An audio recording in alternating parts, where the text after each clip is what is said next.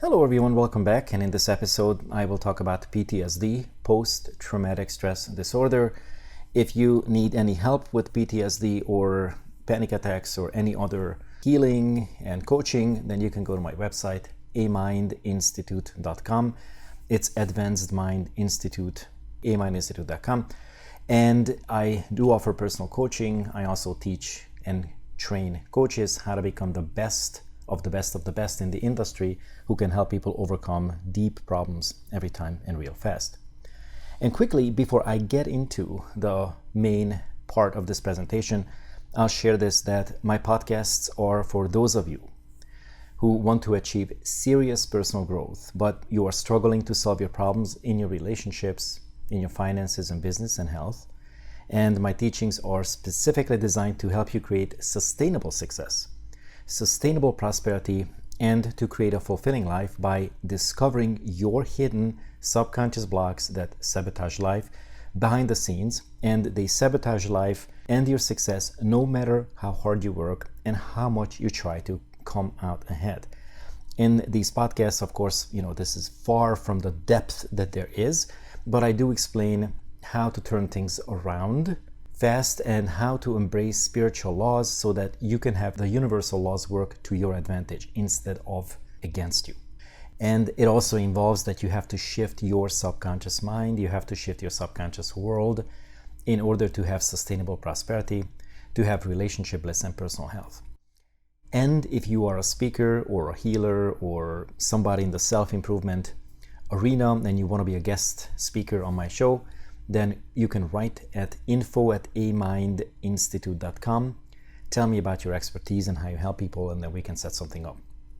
So let's get into PTSD, and this is one of my specialties because I struggled with very, very severe, multiple levels of it, the civilian version, the military version. And I also realized, and I learned from world famous masters, and as I transformed and brought myself out of these devastating patterns, how many thousands of layers there are to it.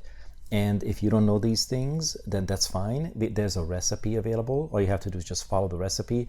But if you don't know them, then likely life will throw you a curveball and you will not understand why. So this may or may not be evident to you, but today a lot of people are awakening, and they are awakening to the notion that your subconscious mind, the programs, the tens of thousands of programs in your mind create your reality. Life as we know it is a very precise and intricate creation of our stories, of our thoughts, of our emotions, of our aspirations, and the meaning, the purpose that we give life. And in order for you to create a good life, in order for you to get rid of, say in this specific case, the PTSD, you have to understand that if you only look at the outside, the inside will still going to recreate the same thing. All right. And I will get into a lot of the crazy stuff that people do and how I used to do that, not because I did it because I didn't know. Okay. I didn't know. And I went to therapy for 25 years and not one therapist, not one person could even come close. Okay.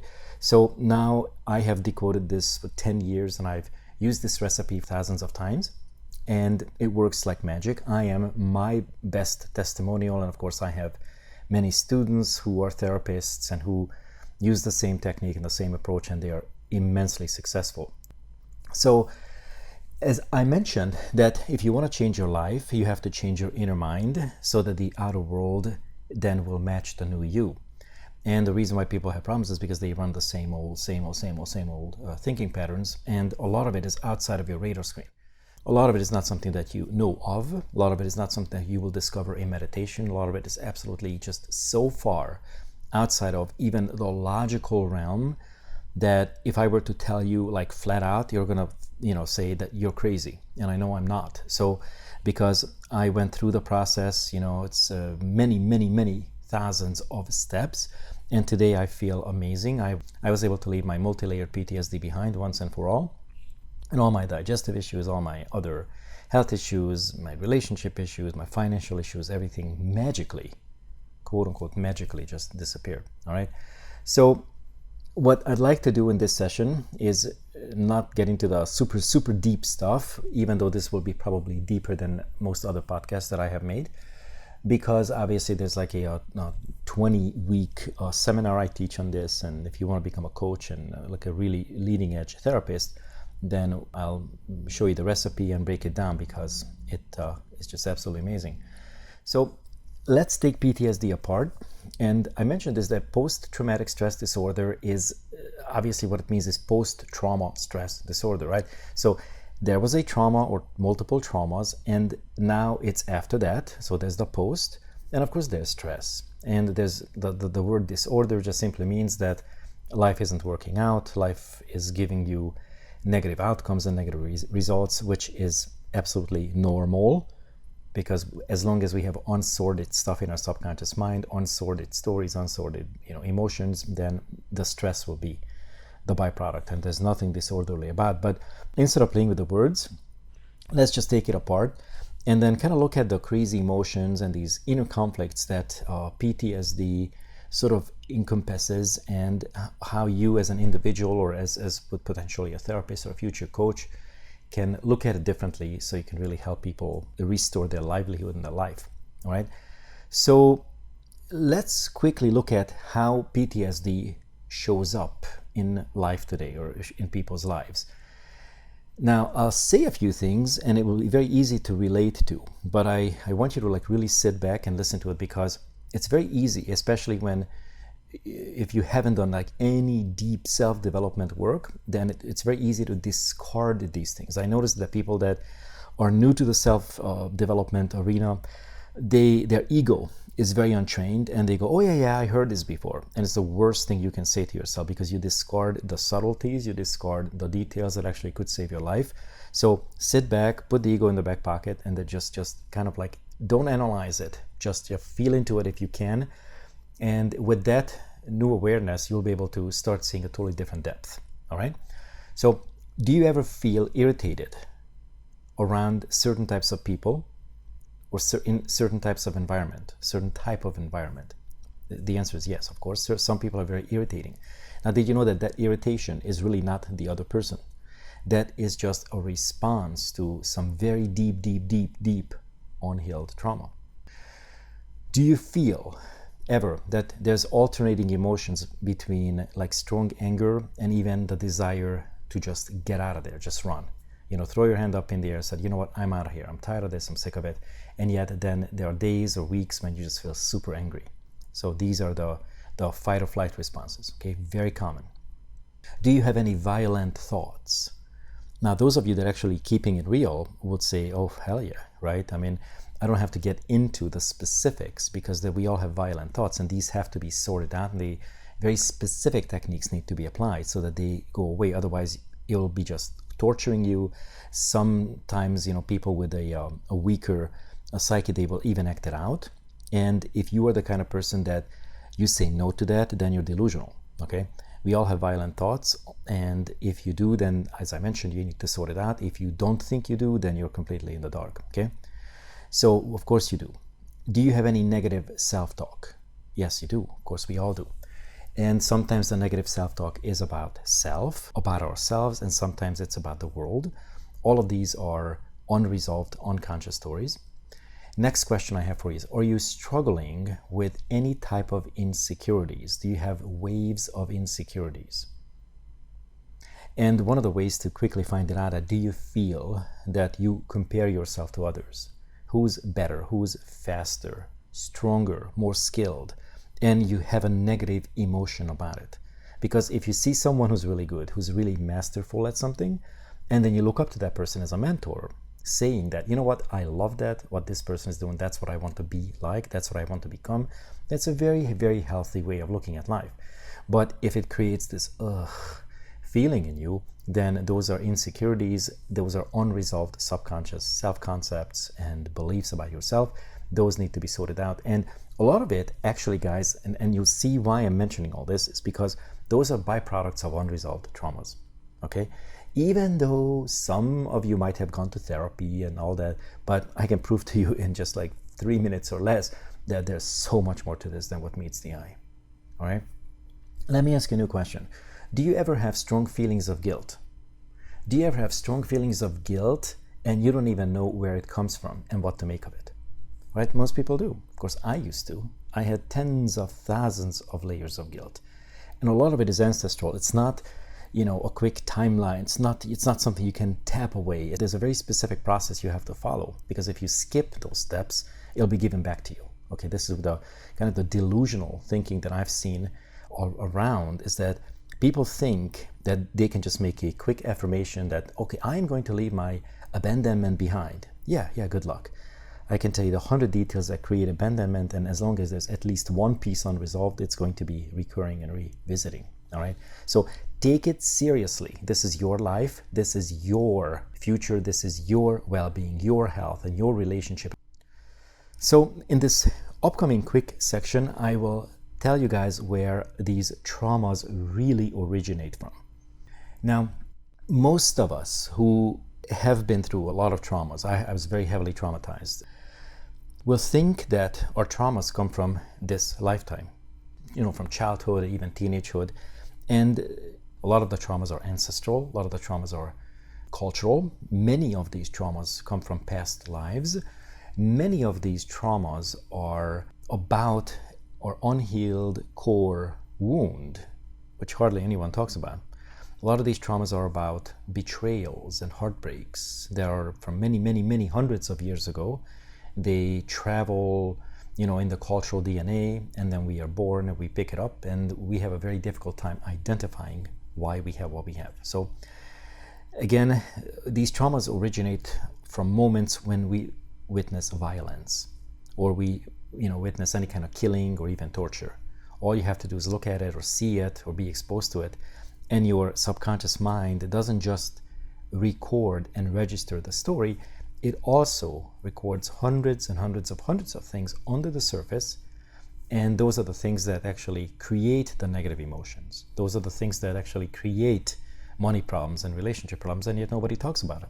Everyone talks about the story, but the story is just sort of a surface level thing that happened, but underneath the story is what's really harming and killing people, right?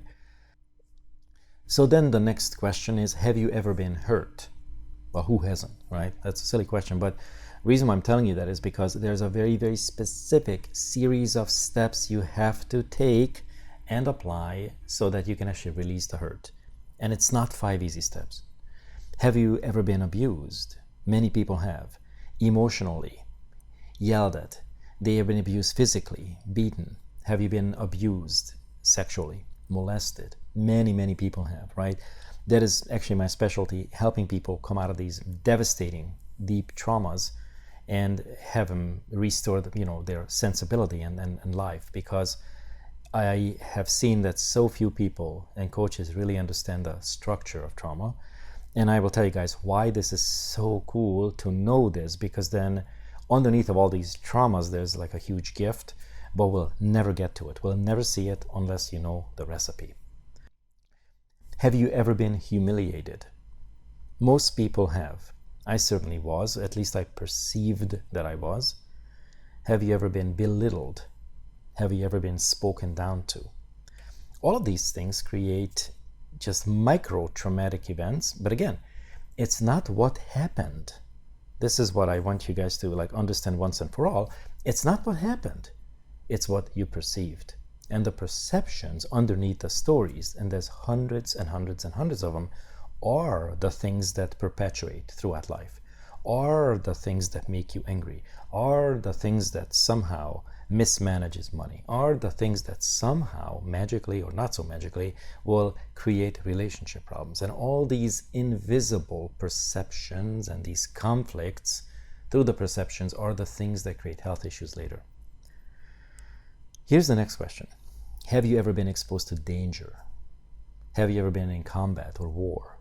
Most of us have been exposed to danger. The people who have lived in countries where there was war or combat, the answer is always yes. Or if you were in the military and you were in combat or a war, then the answer is yes. These are not easy for our psyche to process.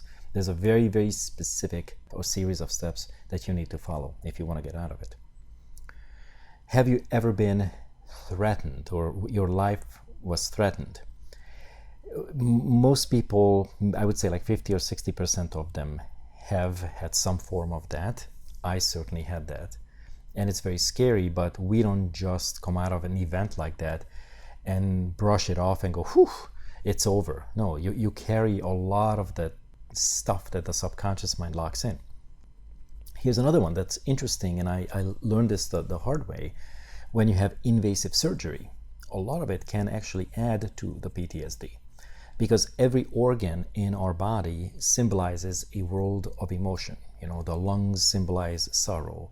Your heart, of course, symbolizes love or the absence of it. Your liver then symbolizes anger and rage, and you know, every tiny finger and square inch on your body symbolizes something emotional. And when surgery takes place, then a lot of these emotional worlds gets wounded, it gets exposed, and you have to go through a very interesting, not just the physical healing, but also the emotional healing. Have you ever been, and this would be the next question, have you ever felt that you were abandoned as a child? Quite often this is also in our ancestral chains, and you would know that you feel like people don't care. People don't care about you. You know that you have this when you feel like you were deprived of love or care. Even though abandonment is not the violent kind of trauma, it is quite often referred to as the C trauma. It's a very silent trauma. All the symptoms are there, but you can't really tell. There's nothing to really say like, oh, I remember I was 7, you know, I was beaten or hit and all that stuff. So then if you're dealing with feelings of abandonment, it can create PTSD, and it will create PTSD because it never comes by itself. All of these things show up to a different degree, a different percentage. And you might have maybe 1% of this and 10% of something else and then 5% of something else. And that is why it's so important that you understand that we are very complex. This whole topic is very complex. And when you start seeing through this and you really have the determination, wanting to get better, then you will not look for the simple brushing it off type of attitudes. You know, you really understand that you have to dig deep, find a mentor, find a really good coach or a trained therapist, and then start working through that, because I'll get into the reasons why it's really important. Okay, you're not doing anyone a favor if you're not healing. Now, 3 more questions, and again, these will be very, very easy to relate to. Have you ever felt that somebody took advantage of you or even used you? Right? The answer is definitely yes. I mean, if you've been around, and if you have a normal head on your shoulder, then of course you feel like it. And you have stories where you felt somebody took advantage of you and used you. Has your heart ever been broken? The answer is yes. Major freaking trauma, major. And people just walk around with broken hearts and they think, oh, it's going to heal by itself. Never will. Because there's these memes and the sayings like, the only instrument that will still operate while it's broken is the heart. It's like, well, it's all bullshit. Come on, let's get real. If you don't heal it, it won't heal by itself. Okay, time doesn't heal. It's all junk. And then underneath of all that is stories of betrayal. Many of these stories are ancient. If you ever felt that you were betrayed, if you ever felt that you couldn't trust somebody, you couldn't trust life, maybe you couldn't even trust God, okay? When many people don't feel comfortable with that because they all try to be goody-goody and cover it up, but deep down, at a very, very, very, very deep, 20,000 layers deep in the subconscious, there's all kinds of rages that ego is orchestrating, are actually orchestrating against the world and God, all right? So again, my teachings are not for the faint-hearted. It's not for the goody-goody. It's like I'm telling you how it is. I was lied to for decades, you know, about what's really going on. I'm going to give you guys the truth, and if you want to heal, then you follow the recipe and it will work. So a lot of these stories, a lot of these reasons I had mentioned, you know, the broken heart, the betrayal, feeling used and being taken advantage of, and then all the other crazy emotional, sexual, physical, all that stuff, these have been around for centuries and thousands of years, and we carry them on until we properly heal them. And most people only deal with the symptoms. You know, they do the EMDR and the tapping, which is fine. You know, it's like takes care of about 1% of 1% of what's really going on. It's good if it gives you a sense of relief or sigh of relief, but there's a lot more. So a lot of these things, again, come from cultural stories, past lives. Some have civilian origin and others have military origin, but quite often both. In other words, if you are or have been in the military and you feel like you have PTSD from the military, there's always additional prior stories before you join the military that are civilian in origin. That means that if you feel like you were exposed to combat and you couldn't process it, there's always some other family stories, childhood stories, and then ancestral stories.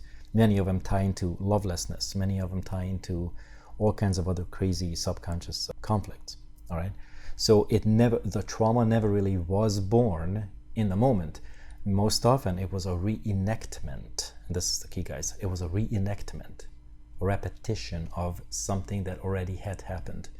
But because our mind is so protected by the ego, and the ego does not want you to really find out what's truly happening, it will give you all kinds of comfort messages. You're fine.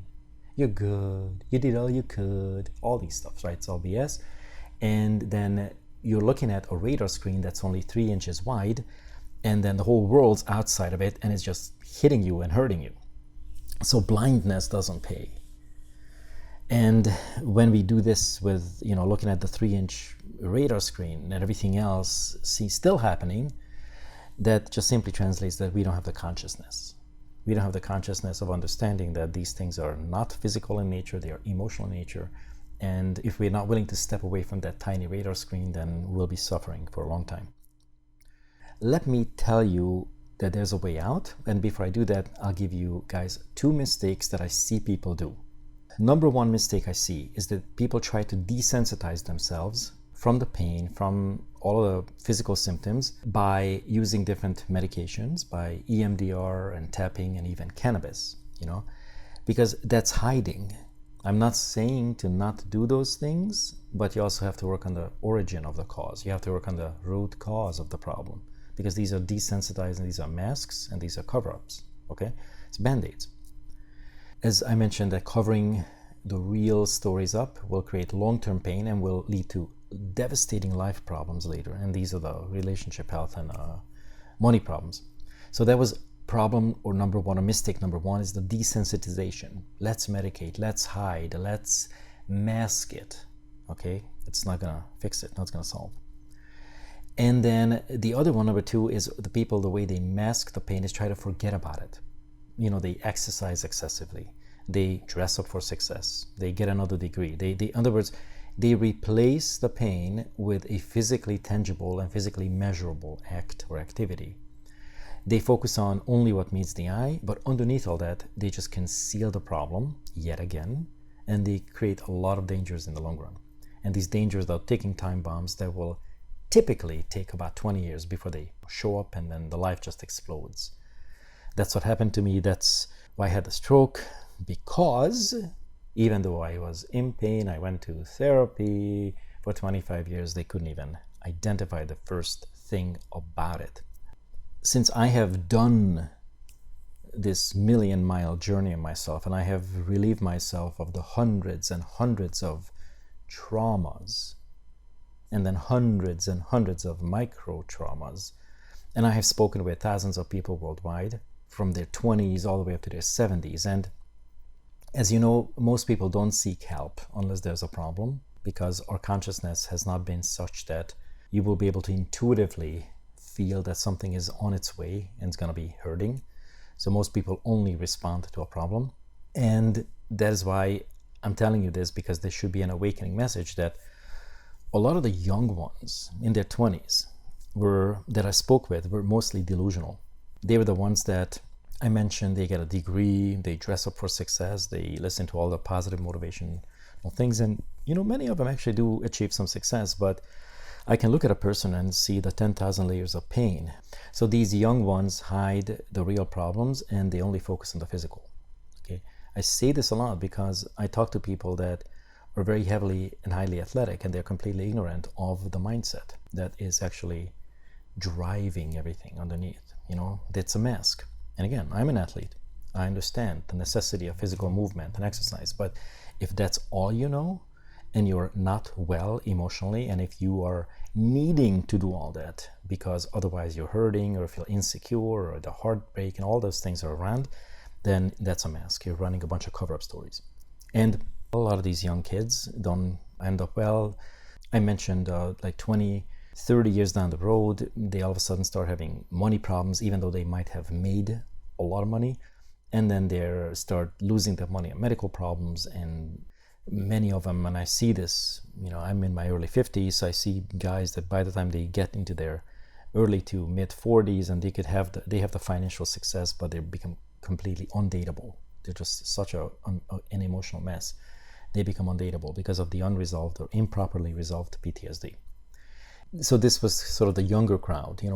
They think that they're gonna be fixing the problem by doing all the physical, right? And they don't end up well.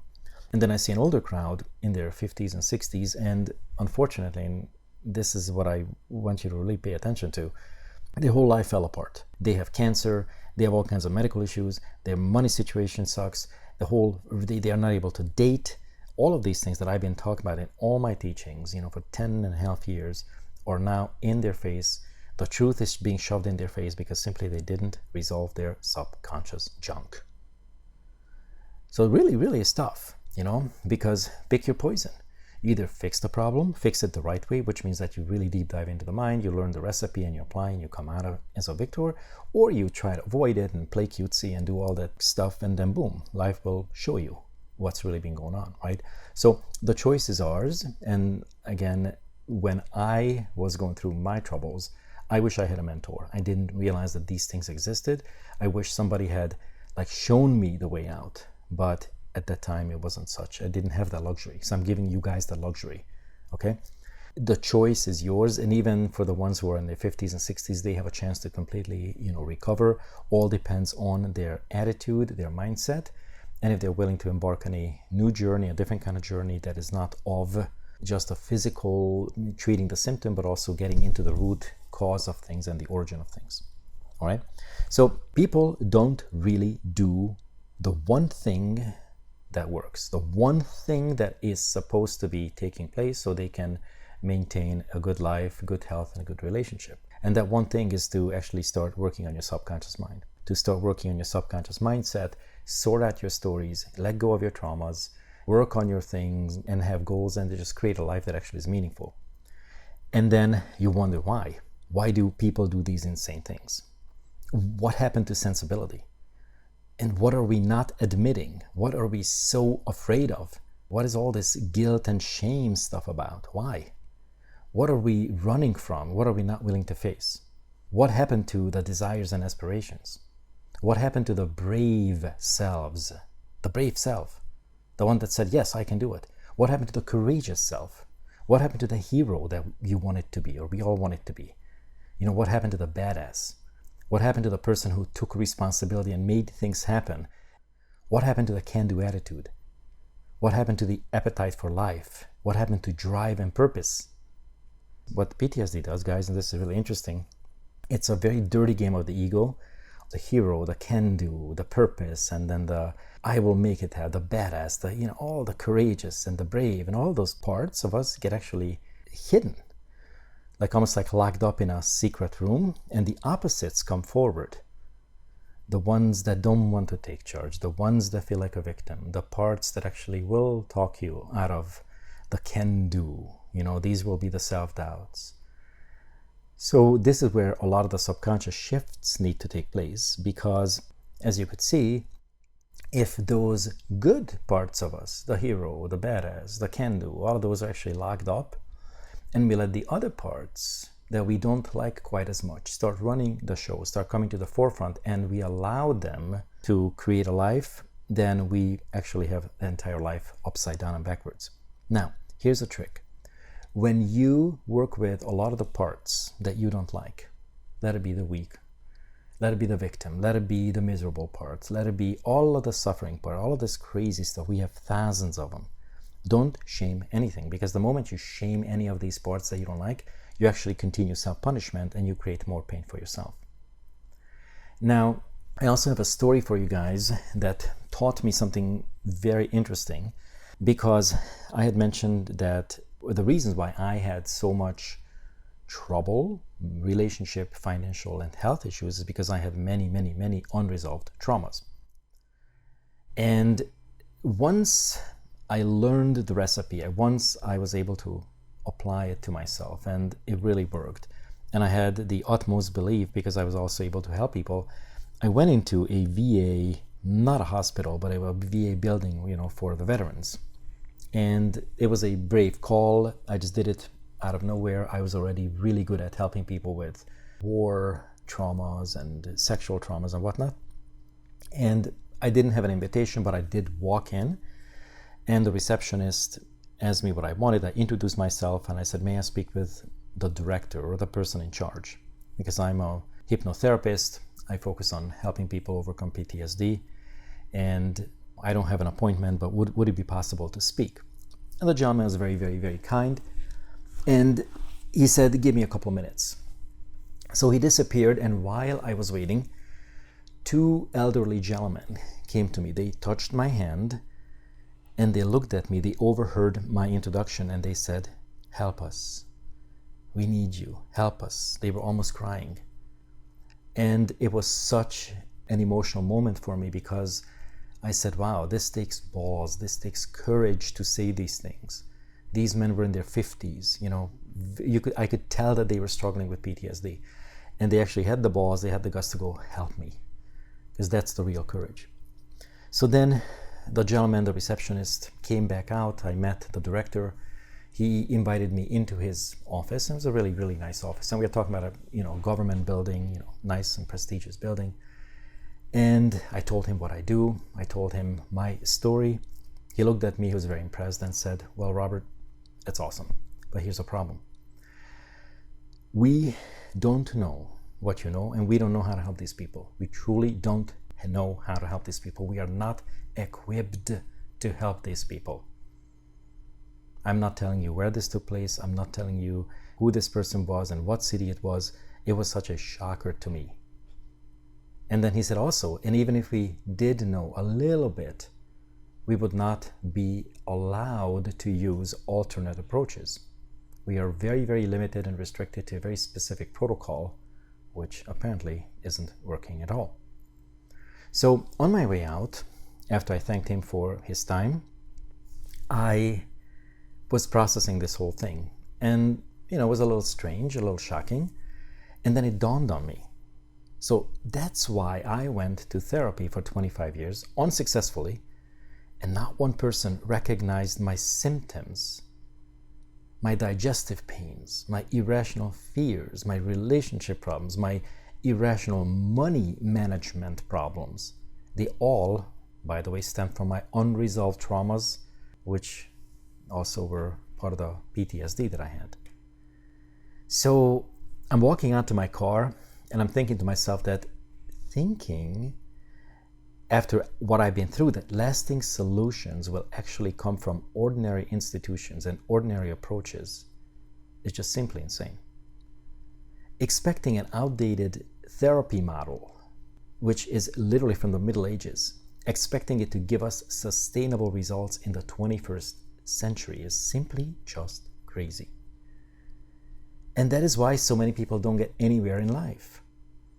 They get a little help with the symptoms, but they never address the real unconscious origins of the problems, so their whole life continues to be painful and frustrating. They are told to cope. I was told to cope. They are told to distract, to think positively.